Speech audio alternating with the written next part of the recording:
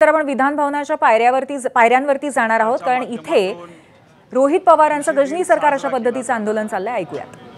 एखादा इव्हेंट जर करायचा असेल तो काय पद्धतीने केला पाहिजे या सरकारकडनं कुठेतरी आपण शिकलं पाहिजे.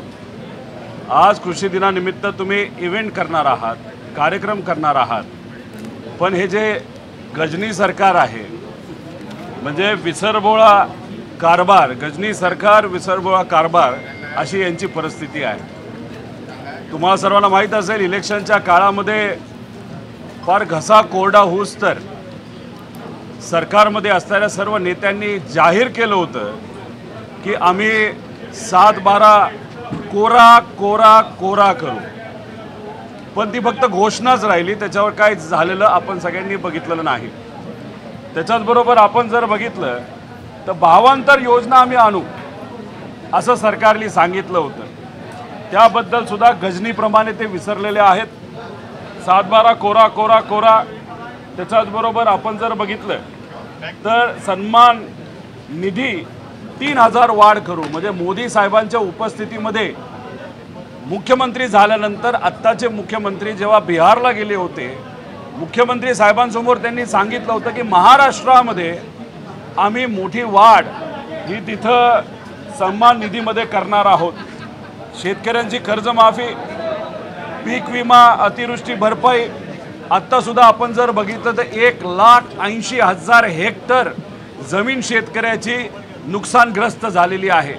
पण तुम्ही निधी कसं देणार आहात, मदत कशी करणार आहात हे सुद्धा सरकारने अजूनपर्यंत सांगितलेलं नाही. काही दिवसांपूर्वी बच्चू कडूंनी शेतकऱ्यांच्या हितासाठी आंदोलन केलं होतं. आंदोलन सोडताना सरकारने सांगितलं होतं 15 दिवसामध्ये आम्ही समिती फॉर्म करू. आज 16वा दिवस आहे, पण जसं गजनी विसरतो तसं हे सरकार विसरून गेलं की आपल्याला समिती करायची होती शेतकऱ्याच्या हितासाठी. त्याच्याचबरोबर आत्ता जर आपण बघितलं तर 14 लाख हेक्टरपैकी फक्त 33% जमीन आज महाराष्ट्रामध्ये पेरणी खाली आलेली आहे. बाकी अजूनपर्यंत बऱ्याच ठिकाणी पेरण्या झालेल्या नाही. ही माहिती तुमच्याकडनं आल्यानंतर तुम्ही त्या बाबतीत काय केलं आहे असा सुद्धा प्रश्न त्या ठिकाणी आम्हा सगळ्यांना पडतो. त्याच्याचबरोबर शेतकऱ्याला आम्ही पानंद रस्ते देऊ, त्याच्याचबरोबर मनरेगा कामांचा निधी हा रोखला आहे, त्याच्याचबरोबर शेतीला आम्ही दिवसा वीज देऊ, अशा बरेच काही घोषणा इलेक्शनच्या काळामध्ये या सरकारने केल्या होत्या. आणि गजनीप्रमाणे हा जो विसरबोळा आणि भोंगळा कारभार आहे या सरकारचा, याच्यामध्ये शेतकऱ्याला हे सरकार विसरलेलं आहे.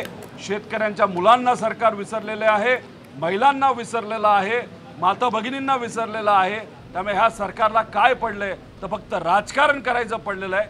शेतकऱ्यांचं हित कुठेही त्यांच्या मनामध्ये नाही, हे कुठंतरी आज सिद्ध होतं.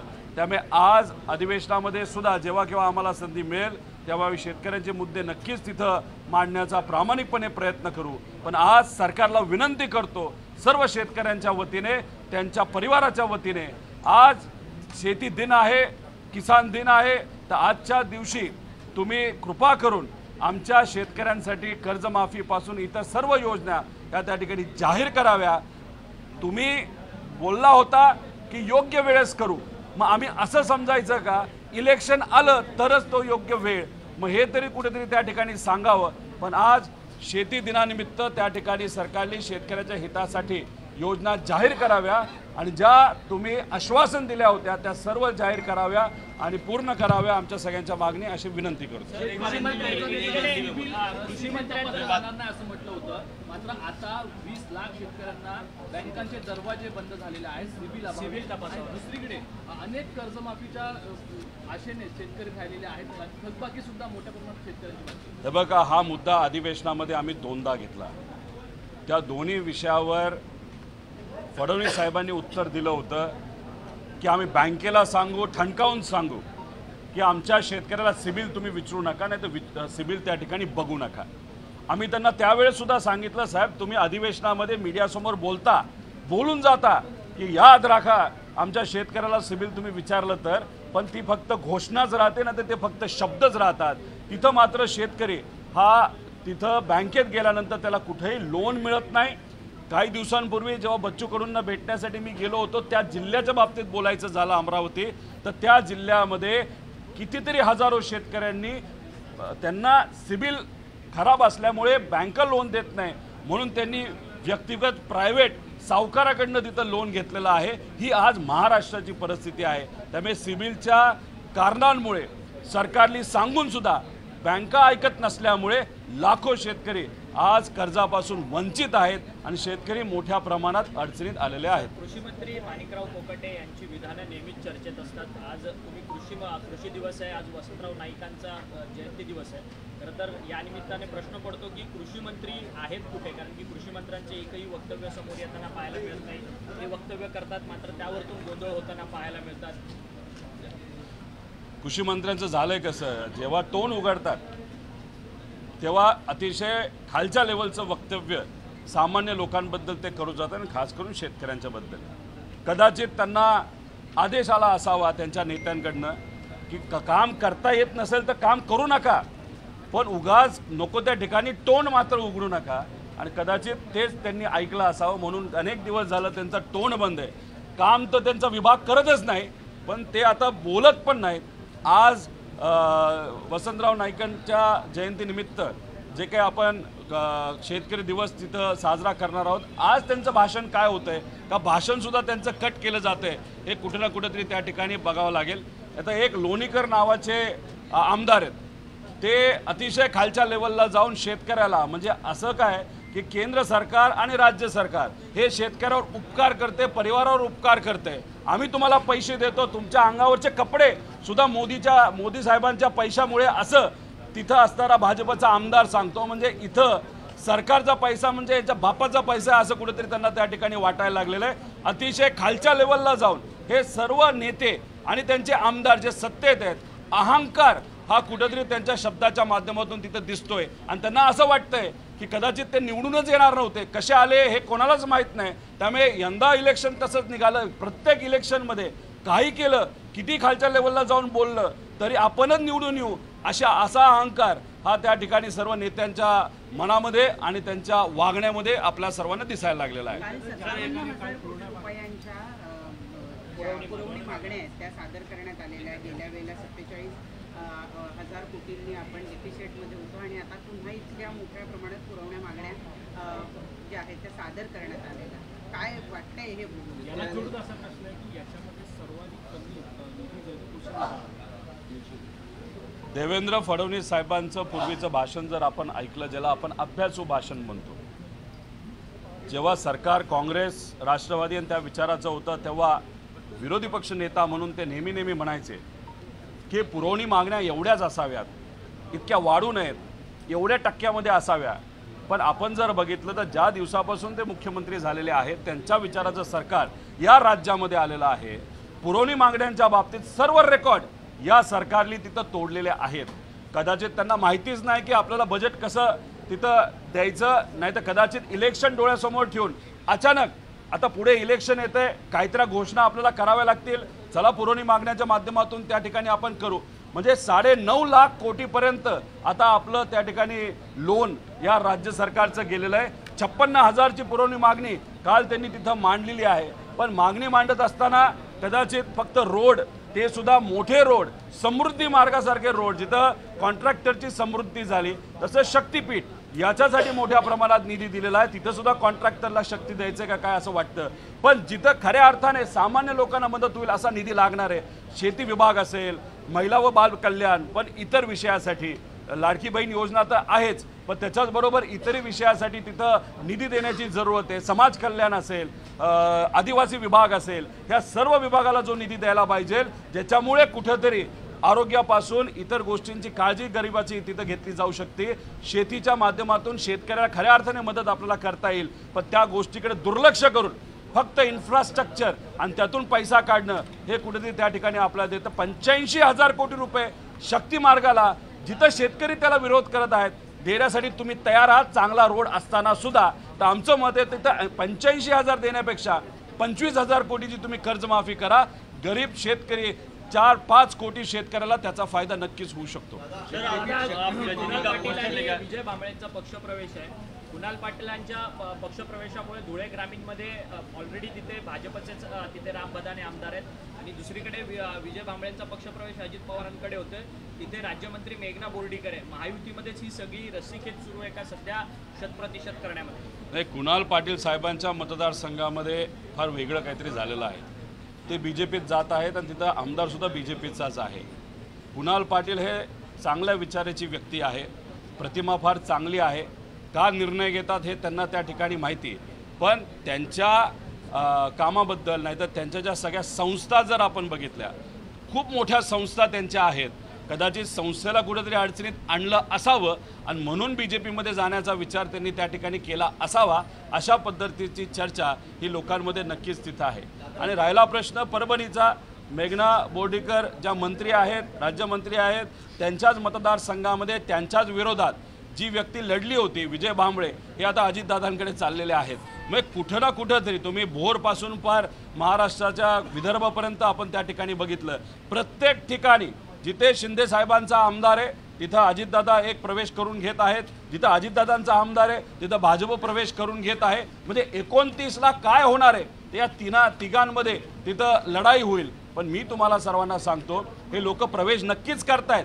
आज चर्चा ही विरोधात, एकमेकांच्या विरोधात लढण्याची नक्कीच आहे या महायुतीच्या सर्व पक्षांची. पण जर त्यावेळेस सगळ्यांनी एकत्रित लढण्याचा विचार केला तर हे लोक जे प्रवेश आज करत आहेत त्यांचं काय होणार, असाही विचार या सर्व लोकांनी करायला पाहिजे. पण मग जर आज तुम्ही सत्तेत एकत्रित आहात आणि तुम्ही जर बघितलं तर प्रत्येक ठिकाणी गळचेपी केली जाते. हिंदी चा जो सक्तीचा GR जो मागे घेतला, तिथं जर आपण बघितलं तर प्रेस कॉन्फरन्स मुख्यमंत्री साहेब घेत होते, पण एकनाथ शिंदे साहेब काहीच बोलले नाहीत. जे काय बोलले 1-2 मिनिटात बोलले. मग कुठेतरी एकनाथ शिंदे साहेबांचा आवाज भाजप दाबण्याचा प्रयत्न त्या ठिकाणी करतंय का?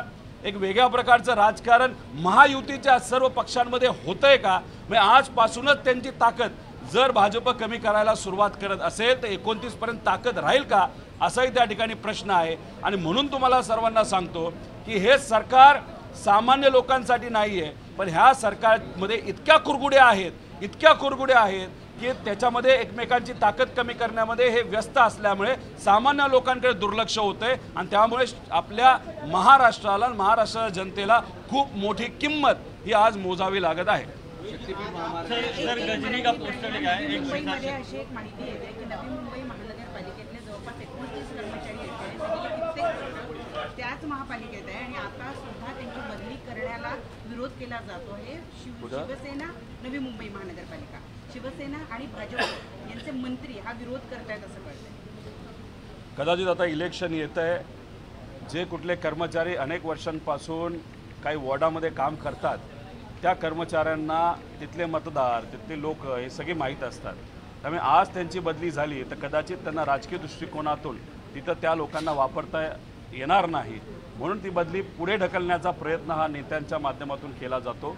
पण आमचं मत आहे की हे जे सर्व कामगार आहेत, जे काही त्यांच्या नियमित बदल्या असतील त्या लवकरात लवकर इलेक्शनच्या आधी त्या ठिकाणी होणं पण तितकंच महत्त्वाचं आहे.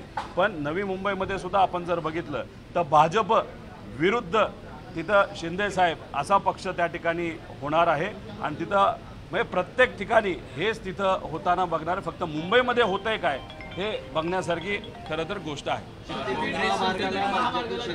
विरोध करत होते त्या आंदोलकांना नोटिसा जारी करण्यात आलेल्या आहेत. बंदीच्या नोटिसा आहेत फक्त या सर्व कोल्हापूरमध्ये मोठ्या प्रमाणात नोटीस आलेल्या आहेत. आता कोल्हापूरमध्ये अनेक शेतकऱ्यांना नोटिसा आलेल्या आहेत. विधानसभा इलेक्शन होण्यापूर्वी आपण जर बघितलं असेल तर तिथं अशी घोषणा करण्यात आली होती की आता हा रस्ता आम्ही कॅन्सल केलेला आहे, हा रस्ता होणार नाही. इलेक्शन झालं की रस्त्याचं काम सुरू झालं, टेंडर त्या ठिकाणी आता काढण्याचा विचार सरकार करत आहे. आता माझा प्रश्न तिथे असणाऱ्या ज्या प्रमुख नेते आहेत त्यांना तो प्रश्न आहे. आज जे मंत्रीसुद्धा झालेले आहेत त्यावेळेस तुम्ही विरोध करत होता, आज तुमचं कुणी या कॅबिनेटमध्ये नाहीतर या मंत्रिमंडळामध्ये कुणी ऐकत नाही का? का तुम्ही फक्त लोकांचा वापर मतासाठी त्यावेळेस तिथं करून घेतला आणि आज मतं मिळाल्यानंतर आमदार आणि मंत्री झाल्यानंतर तुम्ही लोकांना विसरला आहात का? तुम्ही जर बघितलं तर हा जो शक्तिपीठ मार्ग आहे 85,000 कोटी रुपये खर्च केले जाणार आहेत आणि हा आकडा फक्त 85,000वर राहणार नाही. पुरवणी मागण्यांवर पुरवणी मागण्या करत त्याच्यामध्ये अतिरिक्त निधी टाकत हा 1,25,000 कोटीपर्यंत झाला रे। आम्ही समृद्धी मार्गामध्ये 13,000 कोटीचा भ्रष्टाचार झाला असं सांगत आहोत, पुराव्यासकट सांगत आहोत। त्याबद्दल आम्ही अनेक पत्र लिहिलेली आहेत। याच्यामध्ये सुद्धा 30 ते 35,000 कोटीचा भ्रष्टाचार हा होऊ शकतो, म्हणून शक्ती मार्ग होण्यासाठी एवढा खटाटोप सरकारच्या माध्यमातून होतोय। आमचं हेच म्हणणं आहे, तिथल्या शेतकऱ्याला जर त्या गोष्टीचा विरोध असेल आणि त्यासाठी ते आंदोलन करत असतील आणि त्यांना तुम्ही जर कारवाई करणार असाल, नोटिसेस पाठवणार असाल, ते हे योग्य नाही। अजून दुर्दैवी गोष्ट अशी आहे की या अधिवेशनामध्ये शक्तीबळावर हे सरकार जन सुरक्षा कायदा हे पास करणार आहे। जन सुरक्षा कायदा हे बिल जर पास झालं तर कुठल्याही शेतकऱ्याला स्वतःच्या हितासाठी, कुठल्याही युवाला नोकरीसाठी, कुठल्याही महिलेला स्वतःच्या सुरक्षतेसाठी, कुठल्याही पत्रकाराला आपल्या हक्कासाठी आंदोलन करता येणार नाही। आणि जर आंदोलन हे केलं तर जेलमध्ये तुम्हा सर्वांना टाकलं जाईल, आम्हा सगळ्यांना टाकलं जाईल। त्यामुळे जन सुरक्षा कायदा हा अतिशय चुकीचा आणि डेंजरस कायदा आहे। त्यामुळे जसं नोटिसेस आज शेतकऱ्याला फक्त नोटिसेस आल्या, उद्या जाऊन त्या शेतकऱ्यांना उचललं जाईल, जेलमध्ये टाकलं जाईल आणि आंदोलन केलं तर त्यांच्या जमिनीवर सुद्धा ताबा सरकार घेऊ शकतं। असे काही प्रोव्हिजन या ॲक्टमध्ये तिथं आहेत, त्यामुळे आम्ही त्याचा सुद्धा विरोध नक्कीच करणार आहोत। सर हिंदी सर गजनी का पोस्टर लेके आए हैं सर, हिंदी एक बार चर्चेत आहे तो एकंदरीत शाळेच्या प्रकरणी अत्याचार प्रकरणी चर्चेत आहे सुद्धा संदीप क्षीरसागरांवरती आरोप होता। क्षीरसागरावरती धनंजय मुंडेंचा निशाणा आहे। बघा, धनंजय मुंडेंनी काय सांगितलं की संदीप क्षीरसागर बरोबर त्या व्यक्तीचे फोटो आहेत। आता आमच्याकडे असेही फोटो आलेत की धनंजय मुंडे आणि ती व्यक्ती एकत्र बसलेली आहे। त्यामुळे फोटोवर आपण जर काय सांगत असाल तर योग्य नाही। मी तुम्हाला काल सुद्धा सांगितलेलं आहे की संदीप भैया क्षीरसागर लवकरच मीडियासमोर येणार आहेत। त्यांना काही गोष्टीची माहिती तिथं ते घेत आहेत। ते जेव्हा येतील, दूध का दूध पाणी का पाणी हे स्वतःच संदीप भैया क्षीरसागर तिथं करतील। आम्हाला संदीप भैयावर त्या ठिकाणी विश्वास आहे, त्यामुळे त्यांची वाट पाहूया। ते येतील तेव्हा जे काही स्पष्ट त्या ठिकाणी घडलं आणि आमचा पक्ष असू नाही कुणी असू, आम्ही महिलांच्या सुरक्षतेबरोबर आहोत। जर कुठलाही व्यक्ती, तुमच्याकडे होम मिनिस्ट्री आहे, तुमच्याकडे सर्व अधिकारी आहेत, तुम्हाला जे काय करायचं करा आणि जी कुठली व्यक्ती जबाबदार असेल, ते जे पुरावे तुमच्याकडे असतील तर त्या व्यक्तीवर तुम्ही कारवाई करा। हे आम्ही पक्ष म्हणून तिथं बोलतच आहोत। पण स्पष्टपणे संदीप भैया क्षीरसागर जेव्हा आपल्यासमोर येतील तेव्हा ते जास्त खोलात जाऊन या विषयाबद्दल सांगतील असं मला वाटतं। काँग्रेस कुठेतरी स्वबळाचा नारा देते आहे, चंद्रिकाला देखील म्हणत आहे की येत्या स्वराज्य संस्थांच्या दृष्टीनं आम्ही असे प्रयत्न करतोय, कशा प्रकारे नाही बघा, फक्त चर्चा आहे। आपल्या पक्षामध्ये कुठेतरी एक ऊर्जा निर्माण व्हावी, प्रेरणा मिळावी कार्यकर्त्यांना, म्हणून कधी कधी काही गोष्टीचं स्टेटमेंट दिलं जातं। पण आता असंही म्हणलं जातं मुंबई महानगरपालिका मोठी महानगरपालिका आहे, पुणे आहे, पिंपरी चिंचवड आहे, नागपूर आहे, छत्रपती संभाजीनगर आहे, कोल्हापूर, हे सगळे जे आहेत ते मोठे मोठे आहेत। तिथं कदाचित वेगळं लढलं सुद्धा जाऊ शकतं, नाही ते एकत्रित लढलं सुद्धा जाऊ शकतं।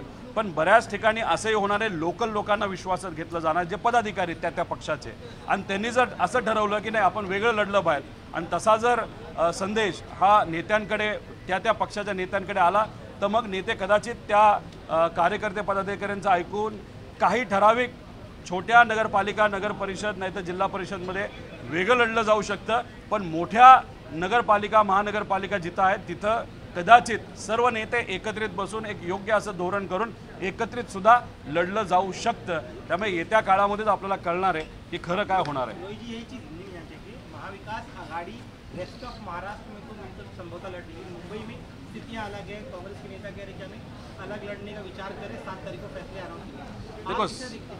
देखो 7 तारीख को अगर फैसला वो जारी करने वाले तो थोड़ा सा रुकना पड़ेगा, लेकिन जो बड़े महानगर पालिका है जैसे कि बम्बई है, पुणे है, नागपुर है, पिंपरी चिंचवड़ है, कोल्हापुर है, छत्रपति संभाजीनगर, ये बहुत बड़े महानगर पालिका है।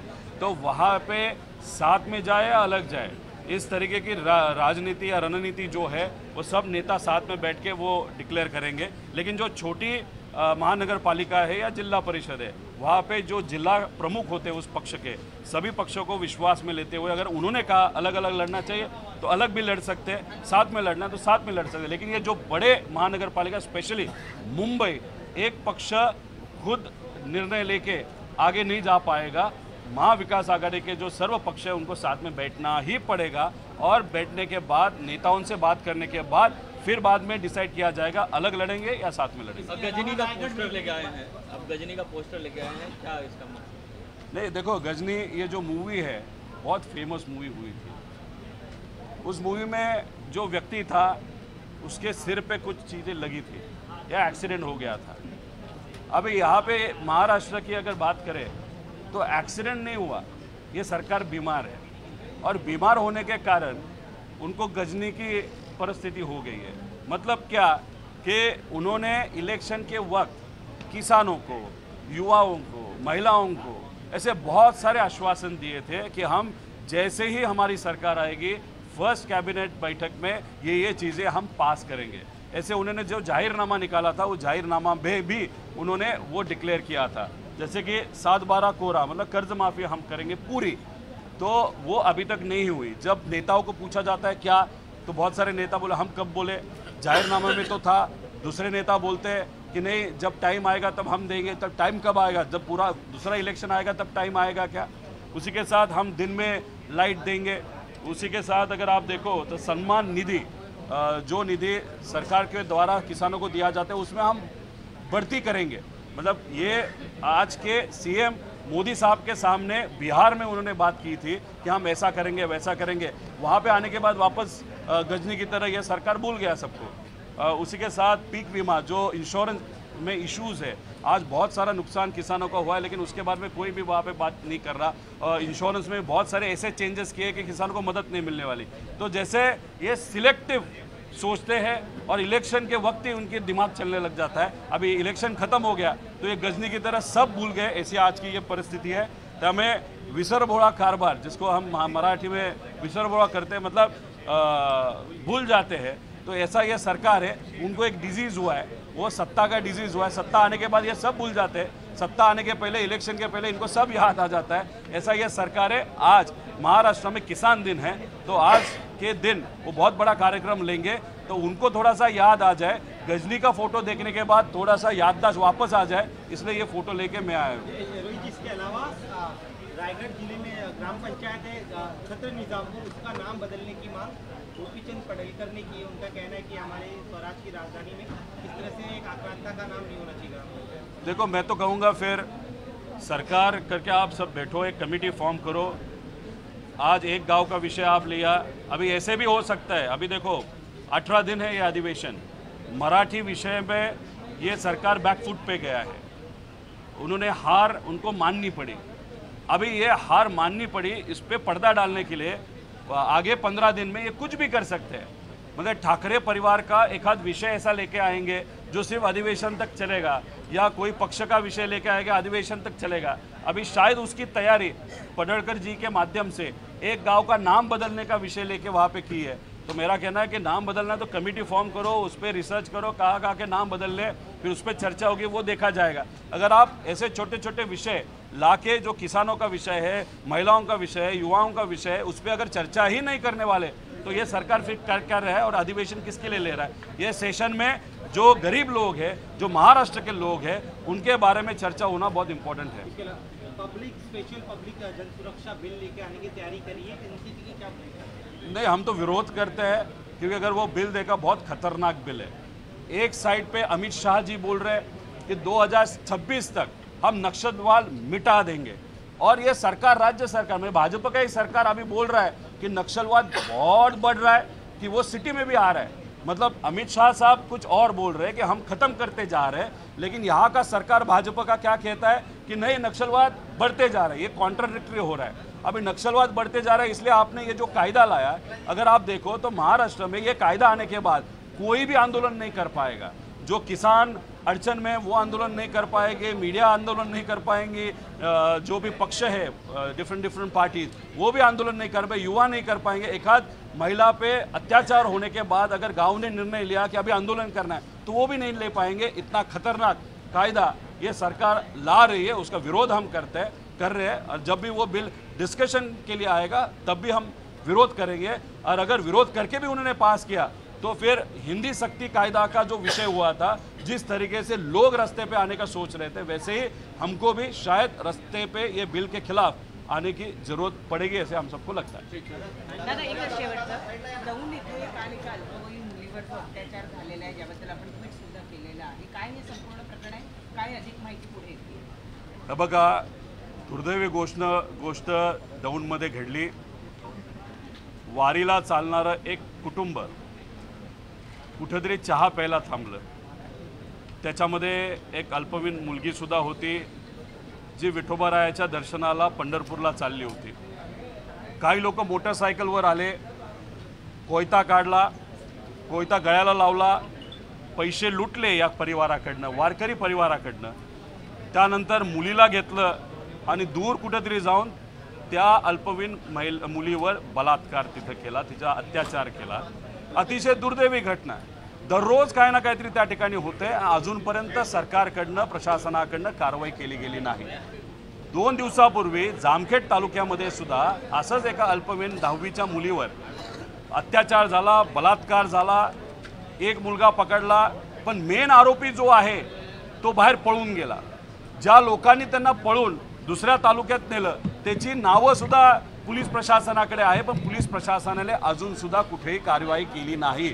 त्याचं मुख्य कारण जो हुंबे नावाचा व्यक्ती आहे ज्याने बलात्कार केला तो एका गँगचा सदस्य आहे आणि त्या गँगली भाजपचा प्रचार हा कर्जत जामखेडमध्ये केला आहे. कदाचित त्या गँगचं ऐकून, गँग प्रमुखाचं ऐकून कदाचित पोलीस तिथं काम करत नाही असं मला वाटतं. पण पोलीस प्रशासनाला परत एकदा विनंती करतो, आज संध्याकाळपर्यंत त्या व्यक्तीला ज्याने रेप केलं जामखेडमध्ये त्याला तुम्ही पकडावं, त्याच्यावर तुम्ही कारवाई करावी.